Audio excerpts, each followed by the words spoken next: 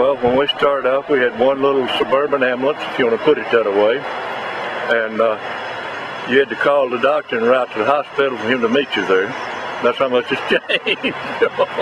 We've known that the industry has known for several years, or they've focused for several years on the fact that we do need to do something to better protect our own. And while we've known it's there, we focused on the idea. We haven't seen much changes in the industry towards that. So whether this is the type of ambulance we would buy next time or not, it excites me to see that there's some movement in the industry. Safety of the crew and the patient is really high on our list. So any innovations, any changes in the industry that assist with that, make us safer, make our patients safer, make the people around us safer. We're really for it. We spend a lot of time talking to our students about how to stay safe doing our job, and how you set things up in the back of the truck and then being restrained, like you say, that's pretty important. So we try to make sure they're very aware of that.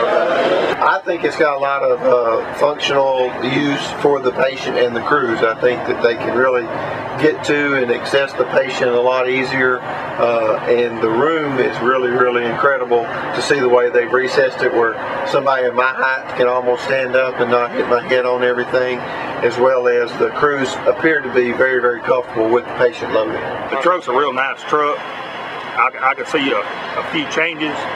Like I said, with the transporting of the second patient, I had to set up to transport one patient. Now, the way it's set up right now, I think it would make a real fine critical care transport truck, where you can have access from both sides of the patient. You got enough room in there to where you can really take care of your patient. With a few design changes, I think it'd make a real fine truck. It rode real smooth, man. I mean, compared to all the other ambulances I've rode in, I really like the side load compartment. Just the amount of space you have between you and the patient. You don't feel crowded, but however you can give adequate patient care with the distance the seats are. I do like the swivels. You're not stationary to one position, and cabinet space is awesome. I mean, it's all around good truck, man. I mean, it looks good. I mean, it's probably the best thing I've seen out there so far. I think a big thing for me is just the fact that you can stand completely up, and I'm about 6 foot, and I was able to stand up there no problem. My head wasn't touching the top at all. I'm not slouched over. It rides really smooth. It's a lot of room back there to work. I especially like the captain's chair that slides back and forth and pivots. That's what we focus on, reducing the potentials for our crews to be injured, reducing the potentials for our patients to be injured. That's our primary focus, especially when we're looking at ambulance and equipment design.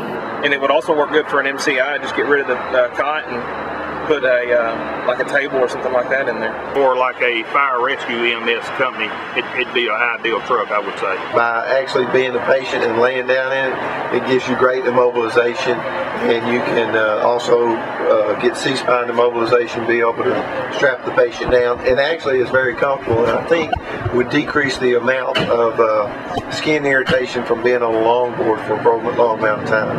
I like it a whole lot. It's really lightweight. The seal that you get while you're inside, it's better seal than I've had on any spine board. I'm really familiar with the equipment that y'all brought. I've been dealing with Hartwell Medical and Inferno for over 20 years now, and they make fine equipment. I took a look at the stair chair. I've never used one.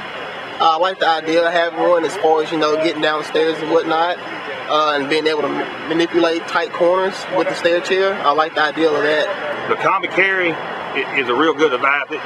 It works a whole lot better than the scoop stretcher, whereas you don't have to take it apart. You just open it up, slide it under your patient, and I wouldn't say that it's better than the scoop. It just seems like it's more easier to operate than the scoop.